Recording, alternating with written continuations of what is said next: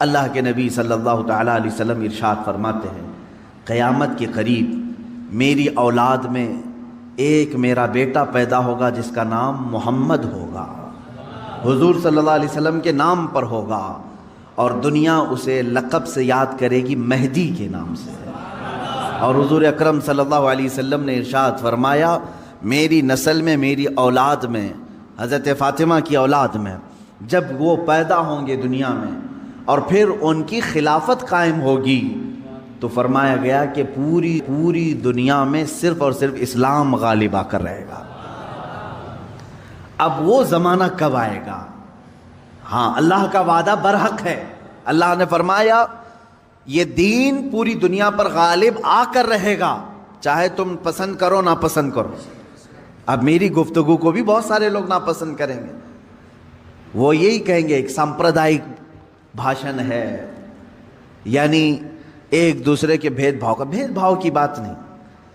عزیزان گرامی وقار، اب رسول پاک صلی اللہ تعالیٰ علیہ وسلم کے فرمان کا مقصد میں آپ کو سمجھاؤں۔ حضور نے فرما دیا، قیامت کے قریب میری اولاد میں میرا ایک بیٹا پیدا ہوگا جس کا نام میرے نام سے مشابہ ہوگا، یعنی محمد، اور اسے پورا زمانہ امام مہدی۔ رسول پاک صلی اللہ تعالیٰ علیہ وسلم کے فرمان کا مقصد میں آپ کو سمجھاؤں۔ حضور نے فرما دیا، قیامت کے قریب میری اولاد میں میرا ایک بیٹا پیدا ہوگا جس کا نام میرے نام سے مشابہ ہوگا، یعنی محمد، اور اسے پورا زمانہ امام مہدی کے نام سے یاد کرے گا، اور وہ پوری دنیا میں، کائنات میں اسلام کو غالب لا کر رہیں گے۔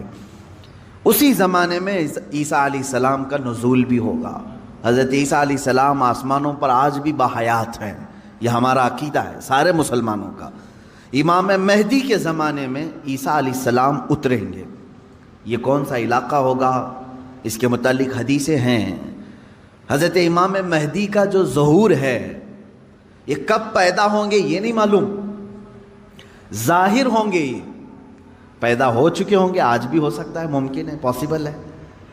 جب ان کی عمر پاک 30-40 سال کے آس پاس ہوگی، اور یہ مکہ مکرمہ میں خانہ کعبہ کے طواف کے دوران ایک لشکر آئے گا جو خانہ کعبہ کو ڈھانے کی کوشش کرے گا، حملہ کرے گا، اور حضرت امام مہدی دعا کریں گے۔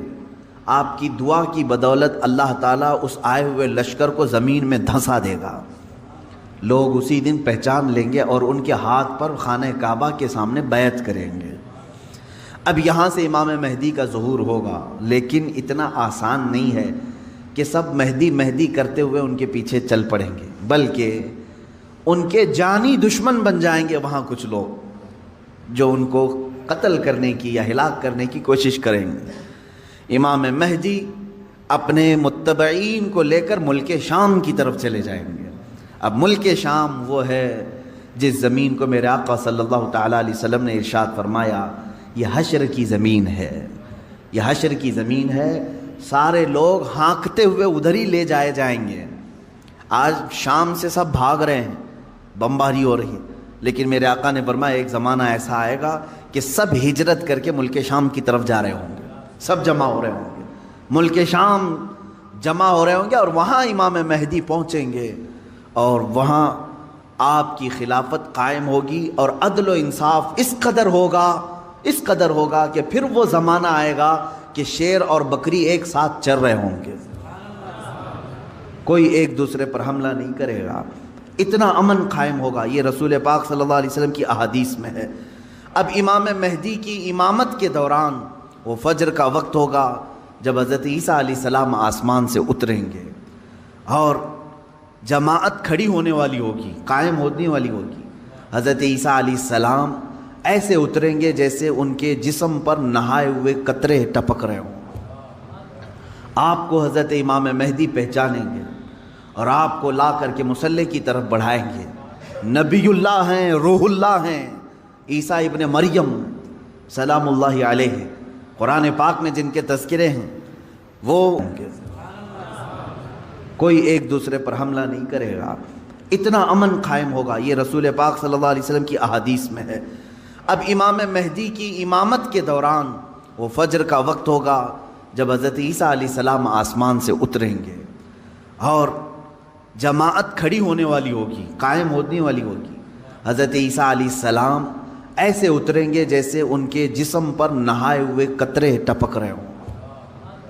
آپ کو حضرت امام مہدی پہچانیں گے اور آپ کو لا کر کے مصلی کی طرف بڑھائیں گے۔ نبی اللہ ہیں، روح اللہ ہیں، عیسیٰ ابن مریم سلام اللہ علیہ، قرآن پاک میں جن کے تذکرے ہیں، وہ اللہ تبارک و تعالیٰ کی نشانیوں میں سے ایک نشانی ہے، وہ عیسیٰ آئیں گے۔ اب وہ نبی جب امام مہدی ان کو آگے بڑھائیں گے، حضرت عیسیٰ علیہ السلام امامت کے لیے آگے نہیں بڑھیں گے، اور کیا فرمائیں گے؟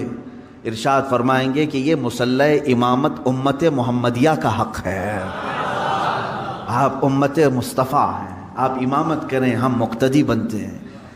اللہ اکبر، رسول پاک صلی اللہ علیہ وسلم کے مقتدی بنے سارے انبیاء، یہ تو معلوم ہے، لیکن رسول کی ایک امتی کے مقتدی بھی عیسیٰ علیہ السلام بن رہے ہیں۔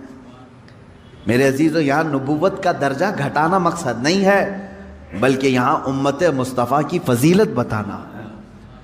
امام مہدی کی امامت ہوگی، اس کے بعد پھر جو دنیا میں حالات ہوں گے وہ کیا ہوں گے؟ دجال آ چکا ہوگا، اور دجال اپنے فتنے پھیلا رہا ہوگا، اور اب دجال کو کون مارے گا، کون ختم کرے گا؟ سارے لوگ پریشان ہو چکے ہوں گے، قتل عام کر رہا ہوگا لوگوں کو، ایمان والوں کا، جو اسے خدا کہے اسے چھوڑ دے، اور جو اسے خدا نہ مانے اسے دونوں پیر پکڑ کر چیر دے یا گرم کھولتے ہوئے تیل میں ڈال دے، ظلم و ستم کی حد کر دے گا۔ کچھ لوگ ڈر کر کے کفر کر دیں گے، شرک میں مبتلا ہو جائیں گے، اور کچھ ایمان پر قائم رہیں گے، لیکن یہ زمانہ زیادہ دن تک نہیں چلے گا۔ حضرت عیسیٰ علیہ الصلاۃ والتسلیم کے نزول کے بعد عیسیٰ علیہ السلام کی جہاں تک خوشبو جائے گی یا ہوا انہیں مس کر کے نکل رہی ہوگی، تو وہ ہوا دجال کو جیسے لگے گی وہ پگھلتا جائے گا، جیسے موم آگ کی گرمی سے پگھلتا ہے، دجال عیسیٰ علیہ الصلاۃ والتسلیم کی دوری کی ہوا سے ہی پگھل رہا ہوگا۔ یہاں تک کہ مقام لد ایک جگہ ہے، اسرائیل میں ہے وہ آج، اور دنیا کا بڑا ایئرپورٹ انہوں نے وہاں پر بنایا ہے، مقام لد، لد کا ایئرپورٹ بھی بنا ہوا ہے، اور حدیث پاک میں ہے عیسیٰ علیہ السلام مقام لد پہ اس کو اپنے تیر سے نشانہ بنائیں گے اور قتل کر دیں گے، اور امت مصطفیٰ کا یہ آخری فتنہ بھی ختم ہو جائے گا۔ اب اس کے بعد کیا ہوگا؟ وہی آیت جو میں نے تلاوت کیا، اللہ نے فرمایا هو الذی ارسل رسولہ بالہدی ودین الحق لیظہرہ علی الدین کلہ، وہ اللہ ہے جس نے اپنے رسول کو دنیا میں بھیجا ہے ہدایت کے ساتھ اور دین حق کے ساتھ، اس لیے کہ اس رسول کا دین پوری دنیا پر غالب آ کر رہے۔ اب یہ دین غالب آئے گا دجال کے خاتمے کے بعد امام مہدی کے ہاتھوں سے۔ ہر ملک یا ہر سلطنت جہاں کہیں تخت ہوگا وہاں پرچم صرف اسلام کا لہرا رہا ہوگا۔ وہ زمانہ آئے گا، وہ غالب ہو کر رہے گا دین، اور اللہ رب العزت نے یہ ارشاد فرمایا ہے کہ تم پر کسی اور کو پھر اللہ غلبہ نہیں دے گا۔ یہ زمانہ بھی کافی سال تک چلے گا، لیکن اس غلبہ اسلام سے پہلے کیا کیا ہونا ہے وہ بھی تو ہمیں جاننا ضروری ہے۔ آج کے وہی حالات ہیں جو مجھے اس گفتگو پر آمادہ کر رہے ہیں۔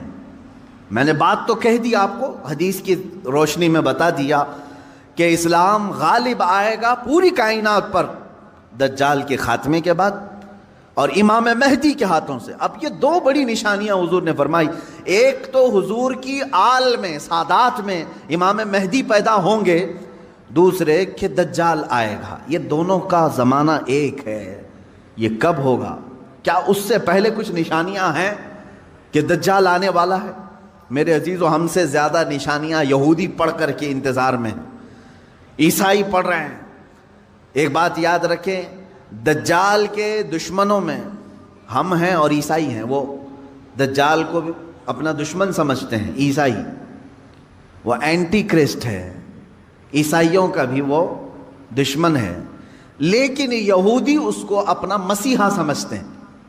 وہ کہتے ہیں ہمیں نجات دلانے والا، ہمیں پوری دنیا میں غالب کرنے والا، جیسے آج ہم حدیث پاک پڑھ کر کے کہہ رہے ہیں امام مہدی آئیں گے اور پوری دنیا میں اسلام غالب ہوگا. یہودی یہ کہتے ہیں لوسیفر آئے گا یا دجال آئے گا، جس کو وہ مسیحا کہہ رہے ہیں، اور وہ ان کو نجات دلائے گا سارے ظلموں سے اور پوری دنیا میں ان کی حکومت قائم کرنے میں ان کی مدد کرے گا. اور اس لیے دجال کے آنے سے پہلے جو جو نشانیاں ہونی ہیں یہ یہودی خود کر کے دکھا رہے ہیں. کیا ہے؟ بڑی مقدس کتابوں میں یہ باتیں لکھی گئی ہیں. دیکھنا دجال کے آنے سے پہلے دنیا میں ایک بڑی علامت یہ ظاہر ہوگی کہ دنیا حق کو باطل بنا کر پیش کرے گی اور باطل کو حق بنا کر پیش کرے گی. یہ ہے آج سچ کو جھوٹ میں تبدیل کر کے دکھا دیا جائے، شعبدہ بازی، اور اچھے خاصے لوگ بھی، پڑھے لکھے لوگ بھی اس کو جھوٹ سمجھنے لگ جائیں، یعنی سچ کو جھوٹ بنانا اور جھوٹ بات کو سچ سمجھانا. یہ اس کام میں اگر سب سے زیادہ مہارت کسی کو ہے تو یہ دجالی میڈیا کو ہے. میڈیا آج دجال کے آنے کے راستے ہموار کر رہی ہے، اور خود عالمی میڈیا کی بات کر رہا ہوں میں، پوری دنیا کی میڈیا اس میں ملوث ہے. ذہنوں کو ڈائیورٹ کر دینا، اصل مدے سے بھٹکا دینا، یہ کام کون کر رہا ہے آج؟ سب سے زیادہ میڈیا کر رہی ہے. میرے عزیزو، سچ بات کو جھوٹ بنا کر پیش کرنا یہ دجال کے آنے سے پہلے ہوگا، اور کثرت سے ہوگا، کثرت سے ہوگا. یوں سمجھ لیں ایک پرہیزگار متقی شخص کو لا کر کھڑا کر دیا جائے گا اور اسے 100 لوگ بولیں گے یہ چور ہے، چور ہے، چور ہے، اور دنیا سمجھنے لگے گی کہ ہاں شاید چور ہے. دنیا سمجھنے لگ جائے گی. یعنی تقریباً 90% لوگ ان کی باتوں پر یقین کرنے لگ جائیں گے کہ شاید یہ چور ہے، شاید یہ چور ہے. اور اسی طرح کسی ظالم منحوس چور کو لا کر کے وہ کھڑا کریں گے اور کہیں گے یہ پرہیزگار ہے، یہ پرہیزگار ہے، یہ پرہیزگار ہے، اور دنیا اس کو پرہیزگار سمجھنے لگ جائے گی. کیا یہ دونوں چیزیں آج کرنے کے لیے پوری social media, internet, news channel نہیں ملوث ہیں اس میں؟ چوروں کو حکومت پر بٹھا کر کے ان کی فضیلت بیان کرنا ہندوستان سے زیادہ ہمیں کہاں نظر آئے گا؟ سب سے زیادہ ہمیں یہاں نظر آتا ہے.